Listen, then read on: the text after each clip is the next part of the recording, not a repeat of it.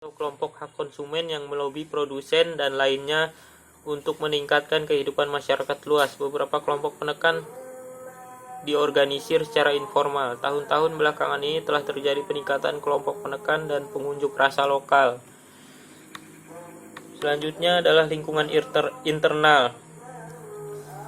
Publik internal adalah karyawan perusahaan. Meskipun karyawan adalah bagian dari lingkungan internal daripada lingkungan eksternal, kegiatan yang diarahkan pada lingkungan eksternal akan seringkali mempengaruhi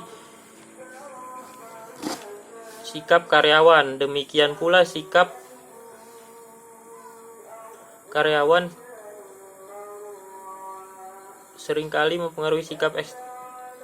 seringkali mempengaruhi publik eksternal. Terkadang karyawan menyampaikan citra negatif tentang organisasi tempat mereka bekerja, dan ini pasti berdampak pada persepsi masyarakat luas.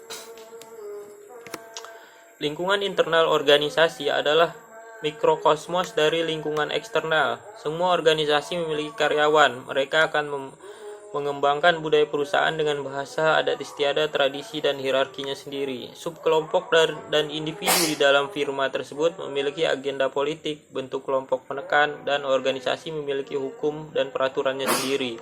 Dari sudut pandang pemasar, lingkungan internal sama pentingnya dengan lingkungan eksternal, karena budaya, aturan, hierarki, dan tradisi organisasi pasti akan menjadi komponen utama dari wajah publik organisasi.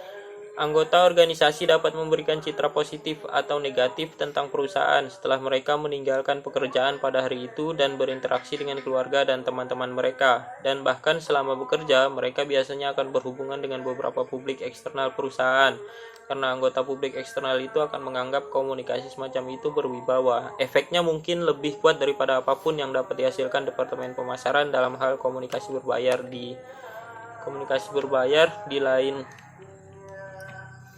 Dengan kata lain, jika staf perusahaan berbicara buruk tentang perusahaan kepada pihak luar, orang luar kemungkinan besar akan mempercayai komentar tersebut daripada mempercayai kampanye promosi perusahaan. Hari-hari telah lama berlalu ketika kesetiaan staf dapat diperintahkan, dan memberi perintah adalah semua yang diperlukan untuk memastikan kepatuhan. Karyawan berharap memiliki tingkat otonomi dalam tugas sehari-hari mereka, tidak merasakan kewajiban tertentu terhadap pemberi kerja hanya dengan alasan dipekerjakan. Oleh karena itu, karyawan organisasi merupakan pasar dengan hak mereka sendiri. Perusahaan membutuhkan loyalitas dan komitmen mereka.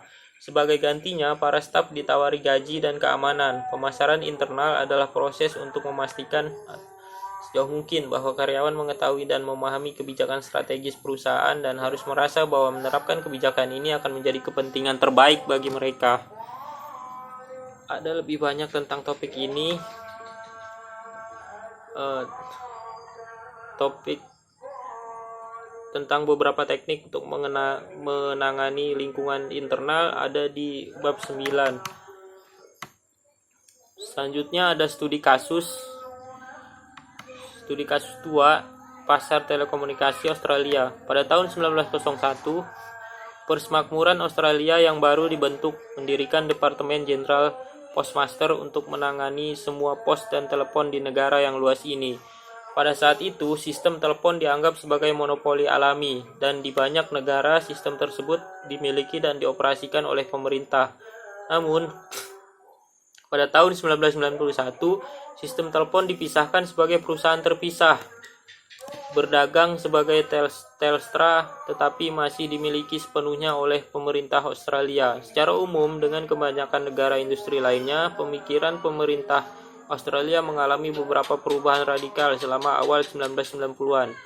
Sebagian besar pemerintah saat ini sedang mencari cara untuk meliberalisasi industri mereka yang dinasionalisasi. Dalam banyak kasus, pemerintah juga melihat peluang untuk menghasilkan pendapatan dengan menjual industri yang dinasionalisasi kepada investor swasta. Persaingan yang lebih besar dan aksi kekuatan pasar dipandang sebagai jalan ke depan, dan bahkan apa yang sebelumnya disebut monopoli alami seperti kereta api, sistem telepon, dan pembangkit listrik dipandang sebagai sasaran filosofi baru. Pada tahun 1992, publik Australia tiba-tiba dihadapkan pada alternatif baru dari sistem telepon yang dinasionalisasi, Optus sebuah perusahaan telekomunikasi baru memasuki pasar. Pada awalnya, Optus mendapat tantangan dari beberapa pihak. Itu hanya 50% milik Australia, sebuah fakta yang sulit diterima oleh publik Australia yang sangat patriotik. Perusahaan menjalankan serangkaian iklan TV yang agresif, di mana para eksekutif dari perusahaan menekankan bahwa karyawannya adalah orang Australia. Sebagian besar dananya berasal dari Australia dan keuntungannya diinvestasikan kembali di Australia. Perusahaan juga menawarkan beberapa penawaran yang sangat bagus untuk pelanggan. Banyak di antaranya sangat relevan dengan orang Australia, misalnya panggilan internasional off-peak yang murah. Sebagian besar orang Australia memiliki kerabat di Amerika Serikat atau di Eropa, dan 7,3 juta orang Australia lahir di luar negeri Australia atau orang tua mereka. Saingan berat Telstra, bekas jaringan yang dinasionalisasi, menanggapi dengan kesepakatan serupa. Dan untuk sementara, satelit dan saluran telepon di dunia dipenuhi dengan aksen Australia. Pada tahun 1997, telekomunikasi Australia terbuka untuk persaingan penuh dari sumber manapun. Pada titik ini, pemerintah menjual 33,3% Telstra ke publik, diikuti oleh 16,6% pada tahun 1999. Pemerintah masih memegang 50,1% perusahaan, dan saat ini masih diwajibkan oleh undang-undang untuk melakukannya. Meskipun jelas ada perubahan dalam hukum, tidak akan sulit untuk mengaturnya. Sedangkan pada 2001, Optus diambil alih oleh Singtel, perusahaan telekomunikasi asal Singapura. Pada tahun 1997, terdapat banyak undang-undang yang bertujuan untuk mengontrol telekomunikasi. Beberapa di antaranya adalah sebagai berikut: Telecommunication Universitas Service Levy Act 1997 mencakup perpajakan atas layanan telekomunikasi. Kemudian Telecommunication Carrier License Charge Act 1997 mencakup perizinan operator. Kemudian Telecommunication Numbering Charge Act 1997 mencakup transfer nomor dari satu penyedia ke penyedia lainnya. Kemudian yang terakhir, Telecommunication Carrier License Fee Termination Act 1997 mengubah cara pengenaan biaya lisensi. Hasil akhir dari peningkatan persaingan ini adalah sejumlah besar uang telah diinvestasikan dalam infrastruktur telepon Australia. Optus sendiri telah menginvestasikan lebih dari 7 miliar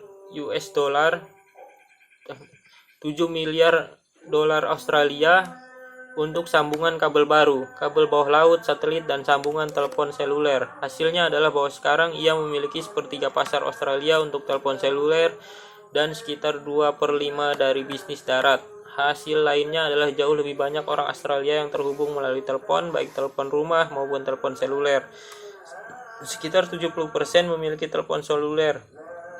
Bukan prestasi kecil di negara di mana beberapa orang tinggal 100 mil dari tetangga terdekat mereka, dan Australia memiliki 80 penyedia jarak, 600 penyedia layanan internet, dan 4 operator telepon seluler.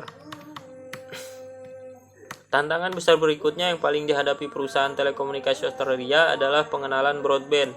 Broadband adalah sistem berbasis kabel yang memungkinkan transfer data lebih cepat, memungkinkan setiap rumah tangga untuk menerima televisi, radio, telepon, dan koneksi internet melalui satu kabel. Saat ini peringkat Australia jauh di belakang sebagian besar negara industri dalam pengadopsian broadband, terutama karena Telstra masih mempertahankan cengkraman pada telekomunikasi Australia dan akan terus melakukannya selama pemerintah memiliki 50,1% darinya dan membuat aturan untuk perusahaan pesaing. Tentu saja pemerintah menyangkal hal ini dan menunjukkan investasi besar-besaran oleh pesaing Telstra dan terus menekan pendapatan Telstra. Frustasi atas broadband telah mendorong pemerintah negara bagian New South Wales untuk mengatur sistemnya sendiri, menggunakan sistem serat optik yang awalnya dipasang untuk jaringan kereta api negara bagian. Dalam skala yang lebih kecil, kota Mildura dengan populasi hanya 50.000 jiwa telah mendatangkan operator kabel lokal untuk memasok broadband.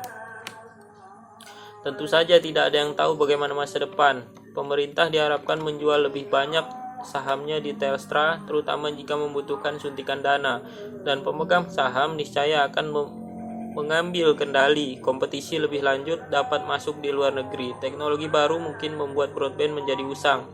Legislasi baru dapat dipaksa untuk membuka ketentuan broadband. Apapun yang terjadi, tampaknya masa yang bergejolak bagi penyedia telekomunikasi Australia.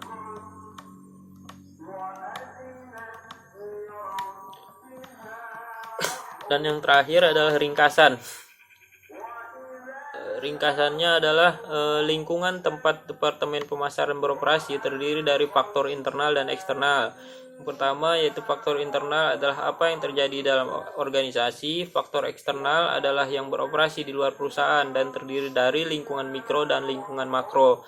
Faktor lingkungan makro sebagian besar tidak dapat dikendalikan oleh masing-masing perusahaan. Pada kenyataannya sulit bagi pemasar untuk mempengaruhi mereka. Meskipun mungkin bagi perusahaan terbesar untuk mempengaruhi lingkungan makro dengan melobi parlemen atau bahkan dengan mempengaruhi budaya nasional secara langsung, perusahaan kecil dan menengah tidak bisa sendirian berharap untuk membuat dampak yang cukup pada lingkungan eksternal untuk membuat perusahaan besar. Oleh karena itu, pemasar ini perlu belajar untuk bekerja dengan atau di sekitar faktor lingkungan makro yang mereka temukan, daripada berusaha membuat perubahan satu-satunya alternatif mungkin bergabung dengan asosiasi perdagangan yang kuat, karena lingkungan pemasaran memiliki pengaruh yang besar pada organisasi. Strategi pemasaran dimulai dengan dua aktivitas utama, yaitu analisis lingkungan, mungkin dengan analisis step untuk melihat ancaman dan peluangan yang ada, dan analisis posisi perusahaan dalam lingkungan itu dan di dalam dirinya sendiri dengan menggunakan analisis SWOT. Berikut adalah poin-poin penting dari bab ini. Bisnis dan organisasi lain tidak beroperasi dalam ruang hampa. Yang kedua, lingkungan mikro lebih mudah untuk dipengaruhi daripada lingkungan makro, tetapi keduanya tidak mungkin untuk dikendalikan. Poin yang ketiga, bisnis harus didefinisikan dari sudut pandang pelanggan. Ini akan membantu mengidentifikasi pesaing yang lebih luas. Poin selanjutnya, pelanggan harus dikelompokkan ke dalam segmen sehingga sumber daya yang langka dapat ditargetkan ke area yang paling menguntungkan. Selanjutnya, pelanggan harus dikelompokkan ke dalam segmen.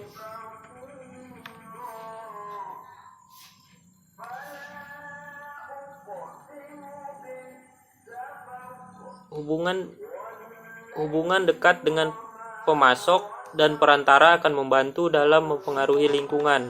Humas adalah tentang menciptakan kesan yang baik dengan semua publik perusahaan. Hukum kasus dan hukum Uni Eropa dapat mempengaruhi bisnis dan lebih sulit prediksi karena keduanya tidak bergantung pada pemerintah nasional. Kemudian poin selanjutnya, lingkungan sosial budaya berubah tapi perlahan. Poin selanjutnya, teknologi berubah dengan cepat dan akan terus demikian. Dan poin terakhir yaitu publik internal membutuhkan perhatian khusus karena mereka adalah garis depan hubungan perusahaan dan lingkungannya.